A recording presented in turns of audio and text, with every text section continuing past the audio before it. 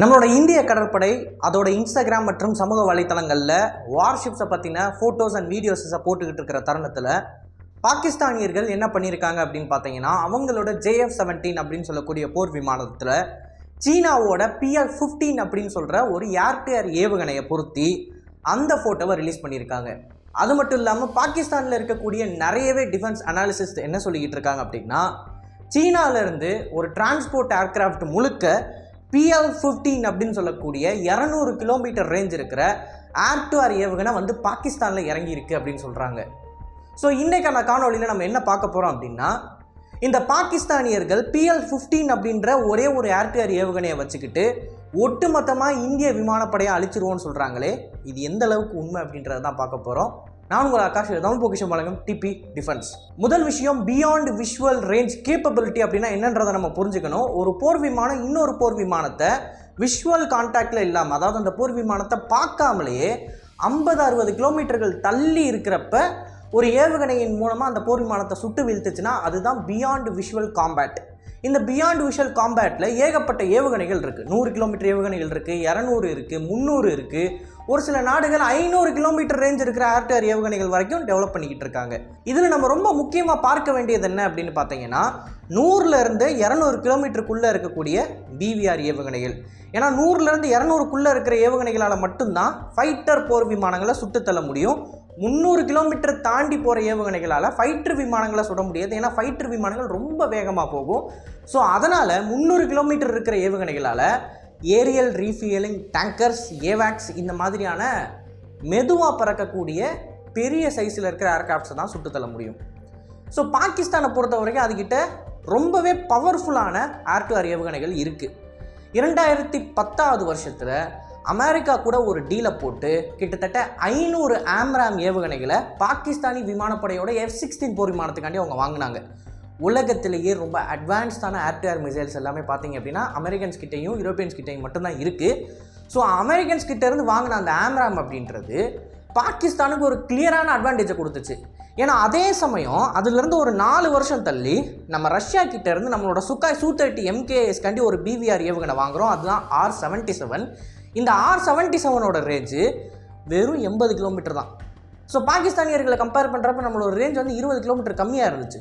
கூடுதலாக ரஷ்யர்களோட ட்ரைனிங் இந்த R-77 எப்படி இருக்கும் அப்படின்னு பார்த்தீங்கன்னா, R-77 வந்து கொஞ்சம் அன்ரிலையபிளாக இருக்கிற காரணத்தினால் ஒரே நேரத்தில் ரேடார் கைடட் R-77ஐயும் ஏவுவாங்க, and at the same time infrared guided R-77ஐயும் ஏவுவாங்க.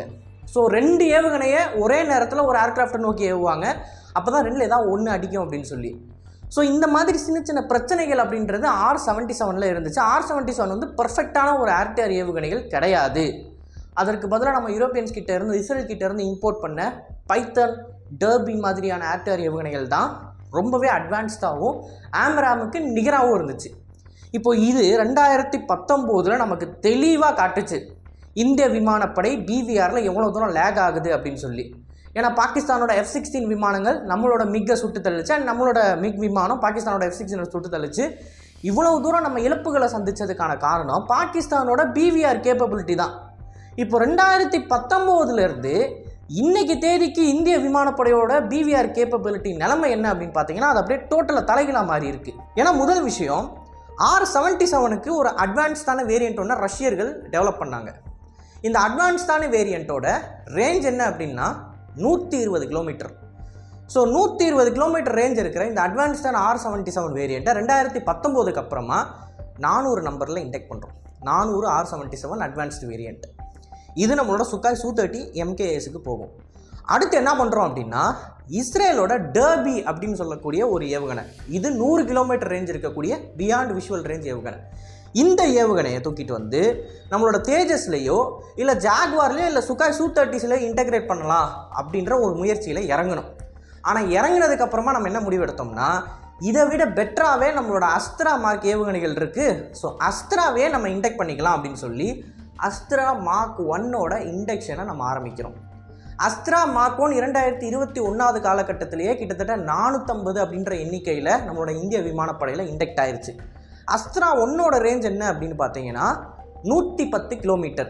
அண்ட் டெஸ்டிங்கில் டர்பியை கம்பேர் பண்ணுறப்ப அஸ்த்ராவோட பர்ஃபார்மன்ஸ் நல்லா இருக்குது. கூடுதலாக அஸ்த்ரா ஏவுகணையோட காஸ்ட் வந்து ரொம்ப கம்மியாக இருக்குது, 3ல் 1 பங்கு தான் இருக்குது. அப்படின்ற காரணத்தினால் இந்திய விமானப்படைக்கு இந்த அஸ்த்ரா சீரியஸ் மேலே ஒரு நல்ல நம்பிக்கை வந்துச்சு. அஸ்த்ராவோட மார்க் 2 மார்க் 3 வேரியன்ஸை சீக்கிரம் டெவலப் பண்ணுங்க அப்படின்னு சொல்லி அதுக்கான அப்ரூவலையும் கொடுத்தாங்க. இப்போது மார்க் 2 மார்க் 3 என்ன ஸ்டேஜில் இருக்குது அப்படின்றது நமக்கு தெரியும்.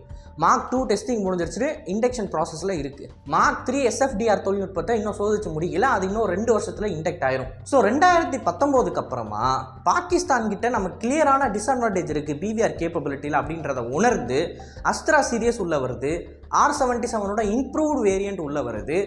அண்ட் குறிப்பாக சொல்லணும் அப்படின்னா ரஃபேல்ஸோட மீட்டியார் ஏவுகணை உள்ள வருது. அஃப்கோர்ஸ் எல்லாருக்குமே தெரியும் ஃப்ரான்ஸ் கிட்டேருந்து 36 ரஃபேல் விமானம் வாங்கணும் அப்படின்னு சொல்லி. இந்த 36 ரஃபேலும் மீட்டியார் அப்படின்னு சொல்லக்கூடிய ரொம்ப ரொம்ப சக்தி வாய்ந்த ஒரு ஏர்டிஆர் ஏவுகணையோட தான் வந்துச்சு. கிட்டத்தட்ட 250 மீட்டியார் ஏவுகணைகள் இப்போ வரைக்கும் நம்ம வாங்கி வச்சுருக்கோம். ஒரு மீட்டியாரோட ரேஞ்ச் என்ன அப்படின்னு பார்த்தீங்கன்னா 200 கிலோமீட்டர். இந்த 200 கிலோமீட்டர் ரேஞ்சில் நம்ம ரொம்ப முக்கியமாக பார்க்க வேண்டியது நோ எஸ்கேப் ஜோன் தான். இந்த நோ எஸ்கேப் ஜோனோட கான்செப்ட் என்ன அப்படின்னு பார்த்தீங்கன்னா, ஒரு குறிப்பிட்ட ரேஞ்சில், அதாவது ஒரு குறிப்பிட்ட டிஸ்டன்ஸில் நம்ம எதிரியை நோக்கி ஏர்டிஆர் ஏவுகணை அனுப்பணும் அப்படின்னா எதிரியால் தப்பவே முடியாது. அவன் என்ன மென்யூர் பண்ணாலும் செத்தான் அப்படின்ற ஒரு ரேஞ்ச் ஒன்று இருக்கும். அந்த ரேஞ்சு தான் நோ எஸ்கேப் ஜோன். ஸோ இந்த நோ எஸ்கேப் ஜோன் அப்படின்றது எந்த அளவுக்கு அதிகமாக இருக்கோ அந்த அளவுக்கு அந்த ஏவுகணையோட திறன் அதிகமாக இருக்கும் அப்படின்னு சொல்லப்படும். ஸோ மீட்டியாருக்கு தான் இருக்கிறதுலே பெஸ்ட்டு நோ எஸ்கேப் ஜோன் இருக்குது. 60 கிலோமீட்டர் பக்கத்தில் இந்த ஏவுகணை அடித்தோம் அப்படின்னா எதிரி காலி, எதுவுமே பண்ண முடியாது. ஸோ இவ்வளவு கேப்பபிளான மீட்டியார் ஏவுகணையில் இருக்கிற ஒரே ஒரு பிரச்சனை என்ன அப்படின்னு பார்த்தீங்கன்னா, இதை 36 ரஃபேலில் மட்டும்தான் நம்மளால் இன்டெக்ட் பண்ண முடியும். அதை தவிர்த்து வேறு எந்த ஒரு போர் விமானத்துலையும் நம்மளால் இன்டெக்ட் பண்ண முடியாது. ஏன்னா ஃப்ரெஞ்சுக்காரங்க என்ன பண்ணிட்டாங்க அப்படின்னா, இங்கே பாருப்பா ரஷ்யன் FCR அப்புறம் இஸ்ரேலி FCRனா ஃபயர் கண்ட்ரோல் ரேடார், இந்த 2 குறிப்பிட்ட எக்யூப்மெண்ட்டோடையும் என்னோட ஏவுகணையை நீ இன்டெக்ட் பண்ணக்கூடாது அப்படின்ட்டாங்க. அப்போது நமக்கு இருக்கக்கூடிய ஒரே ஆப்ஷன் என்ன அப்படின்னு பார்த்தீங்கன்னா, சுகாய் Su-30லையும் தேஜஸ்லாம் இருக்கக்கூடிய FCRை இந்தியன் வேரியண்ட்டாக மாற்றி, அதாவது சுகாய் Su-30ல வீருபக்ஷா ரேடார் அப்படின்னு சொல்லி ஒன்று நம்ம உருவாக்கிட்டு இருக்கோம். அது one of the powerful AES radar, அதை பொறுத்திட்டு அண்ட் தேஜஸில் உட்டம் AES ரேடாரை பொறுத்திட்டு இதில் நம்மளால் மீட்டியார் ஏவுகணையை இன்டெக்ட் பண்ண முடியும். ஸோ இதற்கான ஒப்புதல் ஃப்ரான்ஸால் கொடுக்கப்பட்டிருக்கு, நெகோஷியேஷன்லாம் முடிஞ்சாச்சு. இந்த வீருபக்ஷா உட்டம் AES ரேடார் ரெண்டையுமே தனித்தனியாக ரெடி பண்ணியாச்சு. ஃப்ளைட்டில் வச்சு டெஸ்ட் பண்ணிகிட்டு இருக்கோமா என்ன அப்படின்ற ப்ராசஸை பற்றினா அப்டேட் இப்போ வரையும் கிடையாது. ஸோ ஆக மொத்தம் மேட்ரு என்ன அப்படின்னு பார்த்தீங்கன்னா, பாகிஸ்தான் கிட்ட இருக்கிறதுலே ரொம்ப போர்ட்டண்ட்டான 2 பிவிஆர் ஏவுகணைகள், ஒன்று ஆம்ராம், இன்னொன்று PL-15 அப்படின்னு சொல்லக்கூடிய சுமாராக 145 கிலோமீட்டர் ரேஞ்ச் இருக்கிற ஒரு ஏர்டிஆர் ஏவுகணை. PL-15ஓட அஃபிஷியல் ரேஞ்ச் பார்த்தீங்கன்னா 200லேருந்து 300 கிலோமீட்டர் அப்படின்னு சொல்லி வெப்சைட்ஸில் போட்டிருப்பாங்க. பட் அதோட எக்ஸ்போர்ட் வேரியன்ட் தான் பாகிஸ்தான் கிட்ட இருக்குது. எக்ஸ்போர்ட் வேரியண்ட்டுக்கு 145லேருந்து மேக்ஸிமம் 170 கிலோமீட்டர் வரைக்கும் தான் அதோட ரேஞ்ச் இருக்கும் அப்படின்றத தெளிவாகவே சொல்லியிருக்காங்க. ஸோ கரண்ட்டாக பாகிஸ்தான் கிட்ட இருக்கிறதுலே பெஸ்ட்டான ஏவுகணை இந்த PL-15 அப்படின்றது. அண்ட் அதோட range to the maximum 170 kilometre தான். பட் நம்மக்கிட்ட இருக்கிறது மீட்டியரோட range 200 kilometre. And no escape ஜோனும் இதில் தான் பெஸ்ட்டாக இருக்குது. ஸோ 2019 பாகிஸ்தான் கிட்ட இருக்கக்கூடிய அட்வான்டேஜ் அப்படின்றது இப்போ அப்படியே டோட்டலாக தலைகளாக நம்ம பக்கம் மாறி இருக்கு. அண்டு இதோட சேர்த்து நான் ஆரம்பத்தில் சொன்ன மாதிரி சீனாவோட ஒரு டிரான்ஸ்போர்ட் ஏர்க்ராஃப்ட் PL-15 நிரப்பிட்டு வந்து பாகிஸ்தானில் இறங்கியிருக்கு அப்படின்ற கிளைம்ஸ் வந்திருக்கும். இது ஒரு வெரிஃபைடான கிளைம் கிடையாது, அஃபிஷியல் சோர்சஸ்லேருந்து நமக்கு கிடைக்கல. But at the same time 2 நாளைக்கு முன்னாடி அமெரிக்காவோட C-17 க்ளோவ்மாஸ்டர் ரக விமானம் ஒன்று ஜெய்ப்பூரில் லேண்ட் ஆச்சு.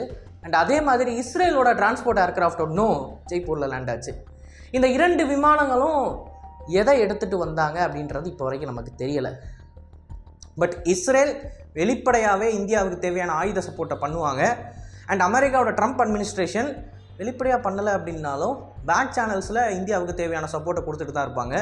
ஸோ இந்த 2 டிரான்ஸ்போர்ட் ஏர்க்ராஃப்ட்டும் எதை கொண்டு வந்தாங்க அப்படின்றதுல நிறையவே கெஸ்ஸஸ் இருக்குது நமக்கு. பட் அதை நம்ம பேசணும் அப்படின்ற அவசியம் கிடையாது. ஏன்னா இப்போதைக்கு இந்தியன் கவர்மெண்ட் கிட்டேருந்து சொல்லியிருக்காங்க, ரொம்ப அதிகமான ட்ரூப்ஸ் மூவ்மெண்ட்டை பற்றியோ இல்லை வெப்பன்ஸ் ப்ரொக்யூர்மெண்ட்டை பற்றியோ பேச வேணாம் அப்படின்னு சொல்லி. ஸோ அதனால் அந்த கெஸ்ஸை கூட நம்ம சொல்ல வேணாம். பட் ஆப்வியஸாக எல்லாருக்கும் தெரியும் 2 டிரான்ஸ்போர்ட் ஏர்க்ராஃப்டில் என்ன இருக்கும் அப்படின்னு. இப்போ ஆக மொத்தம் கன்க்ளூஷனில் நம்ம பார்க்க வேண்டியது என்ன அப்படின்னு பார்த்தீங்கன்னா, இன்றைக்கி தேதிக்கு கிளியர் கட்டாக பிவிஆரில் இந்தியாவுக்கு தான் அட்வான்டேஜ் இருக்குது மீட்டியார் அஸ்த்ரா மார்க் 1 ஏவுகணைகளால். அண்ட் இது எல்லாத்தையும் பாகிஸ்தானால் கவுண்டர் பண்ண முடியாது. ரஃபேல் கூட பாகிஸ்தானோட JF-17 J-10C மாதிரியான போர் விமானங்களால் நிற்க கூட முடியாது. F-16ஸில் இருக்கிற ஆம்ராம் நம்மளோட சுகாய் Su-30ஸுக்கு ஒரு நல்ல டஃப் கொடுக்கலாம். பட் சுகாய் Su-30ஸில் ஒருவேளை அதை விட சுப்பீரியரான ஏர் டு ஏர் ஏவுகணைகளை இண்டெக்ட் பண்ணியிருந்தாங்க அப்படின்னா நிலைமை தலைகீழாக மாறும். ஸோ எப்படி நம்ம அதை பார்த்துருவோம் கூடிய சீக்கிரம். இதை பற்றின உங்களோட கருத்துக்களை மறக்காமல் கமெண்ட்ஸில் பதிவிடுங்க. அண்ட் இது போல் நிறைய தகவலை தெரிந்து கொள்ள டிவி நியூஸ் பேஜை ஃபாலோ பண்ணிக்கோங்க. நல்லது இப்போ இருந்து நல்ல சமுதாயத்தை வரும். நன்றி, வணக்கம்.